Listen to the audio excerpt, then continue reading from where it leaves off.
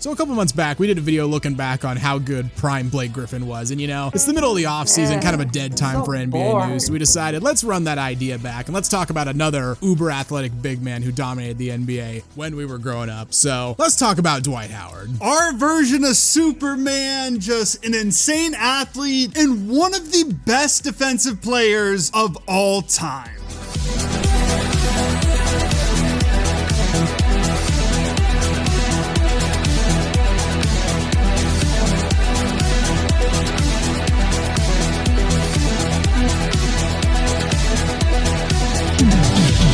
Before we start talking about Dwight Howard, if you haven't already, make sure this video a like, give us a subscribe, and hit that notification bell so you never miss out on one of our videos. So yeah, Dwight was really head and shoulders the best center in the NBA in the late 2000s and the early 2010s, and it really wasn't close. Like throughout the history of the NBA, I feel like there's always been a wider abundance of quality, guards and small forwards. It's part of the reason why big men throughout most of NBA history have been so valuable, but this was still a bizarrely barren time in the NBA for centers. I mean, you did have Al Horford, you had Marc Gasol, Brook Lopez, and then Andrew Bynum, but that was probably it, like DeMarcus Cousins, DeAndre Jordan, they'd come on later, but the center, early 2010s, like you said, barren, not deep whatsoever. So yeah, he was really a special player in his prime around this time, but how do we get here? Well, Dwight Howard came into the NBA right out of high school. He was taken first overall in the 2004 draft by the Orlando Magic. Bit of a surprising selection at the time. Dwight definitely had a ton of upside, but I think a lot of people kind of thought he was, a little raw as a prospect. Meanwhile, Emeka Okafor out of UConn was probably viewed as the safer pick. Also, just not the best situation to be drafted in. I mean, the Magic were coming off a 21-win season to begin with in 03-04, and then 5 days after the draft, they traded their best player, Tracy McGrady, to the Houston Rockets in a deal that didn't get them fucking much, honestly. They got Steve Francis, who was all right for a couple years, and that's about it.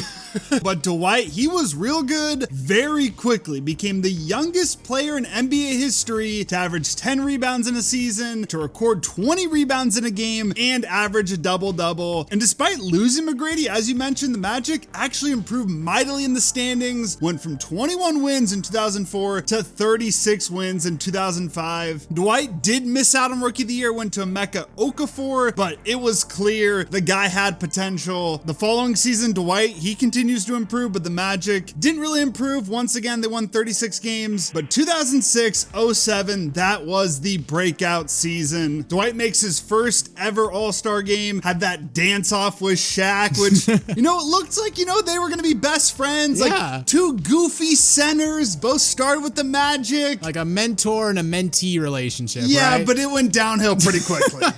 I mean, Dwight had the dance-off with Shaq and honestly had a pretty great showing in the game itself. 20 points, grabbed 12 boards in only 20 minutes of playing time. Also had maybe the play of his career in February when he had a rare game-winning alley-oop dunk against the Spurs. I just love this play because it's one of those plays where the timing from all ends has to be absolutely perfect. The timing of Hedo Turkoglu's alley-oop, timing of Dwight's jump, the dunk, everything. It's so perfect, only slightly ruined by the fact that the refs put 0.2 seconds back on the clock. I get it, they have to do it, but guys, come on, you're kind of ruining the moment here, okay? The Magic would win 40 games, and even though they were swept by the Pistons, this was their best season since 2003, probably? Yeah, I think so. And then they built on that in 2008. They had Rashard Lewis in the offseason. Hedo Turkoglu broke out. He won Most Improved Player. And Dwight makes his second All-Star team as the Magic register their first 50-win season since 1996. They were once again beat by the Pistons, this time in the second round, but Dwight, he was only getting better. It was clear the dude was going to be one of the best players in the league here soon, and that leads us to the 08-09 season. This was really peak Dwight Howard. Yeah. I mean, he won his first of what would be 3 straight Defensive Player of the Year awards. I really can't think of any players, maybe anyone, one prime defensive player I'm taking over Dwight. Yeah,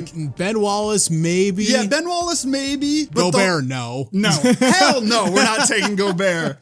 Just the defensive strategy was funnel people into Dwight because he was blocking the shot if it was coming to him, and he was sending that shit to the third row. Oh, it was hilarious. Watching Dwight just volleyball spike basketballs into the 10th row. So much fun to watch. And it was around this time that he got, the iconic really Superman nickname. I think he actually got it the year prior because he did, the Superman dunk in the 2008 dunk contest. And he was also starting to draw some comparisons to Shaq. And like you mentioned earlier, Shaq and Dwight, bit of a frosty relationship for most of their time on this planet. Right. Most of that coming from Shaq's side, if we're being honest. You will get devoured.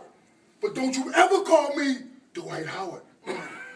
Regarding the comparisons of them as players, though, like, I get why people are saying that, you know, two super talented big men who started off with the Magic, yet they're both very different players. Like, Shaq was a dominant offensive force. If he got the ball near the basket, he really couldn't be stopped. Meanwhile, Dwight was more of a dominant defensive force, like trying to get a decent shot up around him. Borderline impossible. Even if he doesn't get a block, he's going to alter the shot in a meaningful way. And on the other ends of the court, like, Shaq could play defense and Dwight was like a serviceable offensive player, but their strengths were definitely on the opposite ends of the court. And also, just like in terms of styles, Shaq, especially when he was with the Lakers, just tended to rely on like overwhelming strength and power, like almost like football, basketball, right? You know, right. Put your head down, put your shoulder down, and just run into somebody. And Dwight was more of a combination of, you know, size, speed, strength, jumping ability. Like outside of Wilt and Bill Russell, who were like borderline Olympic level track and field athletes, Dwight's up there for most athletic center of all time. Yeah, David Robinson as well. That dude looked like he was made of granite or something. That Naval Academy, man. Right, exactly. And this was the season where Dwight went from, you know, all-star guy to legit MVP candidate. Like we said, won Defensive Player of the Year, finished 4th in MVP voting, and guided the Magic to 59 wins, the second best record in franchise history, with his second best player being what, Jameer Nelson? Who missed like the entire second half of the season. Yeah, I guess you could say Hedo Turkoglu was pretty good, but like he was the main guy leading them. They knock out Philly in round 1, survive a 7-game series against the Celtics in round 2, and then pulled off one of the more shocking playoff upsets in the late 2000s when they took down LeBron and the Cavs in 6 games to advance to the 09 finals. Broke my damn heart, man. Yeah, we've said it before. We basically have a whole video talking about this, but like this was the year everyone was saying it's Lakers versus Cavs in the finals. You had the Cavs the first seed, the Lakers the first seed. It's Kobe, LeBron. It's what everyone wanted to see. And Dwight Howard said, "F that. I'm going to the finals." Dude, I still have my like LeBron Cavs jersey from this era, like that iconic like blue one with the Cavs lettering on it. I was like the big LeBron fan. I remember watching game 1 from a friend's house in Lewiston, Idaho. Watching LeBron drop 49 points. The Cavs were leading by like 20 points at one point, and the Magic come all the way back and win, and then watching the rest of the series being the big LeBron fan and seeing him walk off the court in game 6, not going to the finals, just broke my damn heart as a kid, honestly. The Magic would fall to the Lakers in the 2009 finals in 5 games in a series that Dwight kind of struggled in. Like, he still gobbled up rebounds and he was effective on the defensive end. He even had 9 blocks in game 4, but he struggled on the offensive end. He only scored over 20 in 1 game, and he had 2 games where he turned the ball over 7 times. But I mean, it's his first ever NBA finals, and also he's a center and a traditional one at that. Like, you know, it's not like the modern NBA where you got guys like Jokic and Embiid who bring the ball up the court, instigate the offense, and can kind of get their own shots, like if they wanted to. Dwight was a guy where he would get in the post and he needed somebody to get in the ball, especially his point guards. And in this series, both Rafer Alston and especially Jameer Nelson just didn't have it. So certainly a disappointing ending, but also probably the best season in Magic history up to this point. I think it has to be. They won a finals game. Yeah, like, you didn't get swept. Yeah, first time ever winning a finals game. I mean, there was the Courtney Lee moment. Boy, if he makes that shot. Like, right. Like, there's other things that could have even extended this series, so I think it has to be their best season ever. The Magic, though, in the 2009-2010 season, they decided to make some drastic moves in the offseason. They lost Hedo Turkoglu to free agency. Fun fact, Hedo initially agreed to come to the Blazers, but he changed his mind, partly because his wife didn't think Portland was cosmopolitan enough, which... fair. Yeah. It was called the whitest city in America at one point, I think. So I think probably still they're calling it that. But yeah, exactly. They also traded Courtney Lee and Rafer Alston to New Jersey for Vince Carter. So I mean, that's 3 starters from a finals team that you lost in one offseason. Now, on one hand, like as a fan of a team that is seemingly allergic to taking risks, I'll always have a little bit of respect for a team that's just like, you know what? We're just gonna make a win now, go for it move. At the same time, this was a young team that just made the NBA finals, and you're not detonating it per se, but you lost 60% of your starting lineup. Yeah, I was always surprised by that, especially Hedo leaving, because he was so important for that team, kind of that point forward role. A lot of times the ball was in his hands. He was setting things up. But despite losing those guys, they still win 59 games for the 2nd straight season, but were beaten by the Celtics in the conference finals. The Magic would then regress the following season and really just made a dumb trade, sending out Rashard Lewis for Gilbert Arenas, which on paper, you know, Gilbert Gilbert Arenas, better all-time player. Yeah. But at this point in his career, the dude was crazy washed. Well, he was not only crazy washed, like in terms of injuries and whatnot. Remember, this was right around the time he was most well known for bringing guns to work, which you can't do. You can't do it at all. Yeah.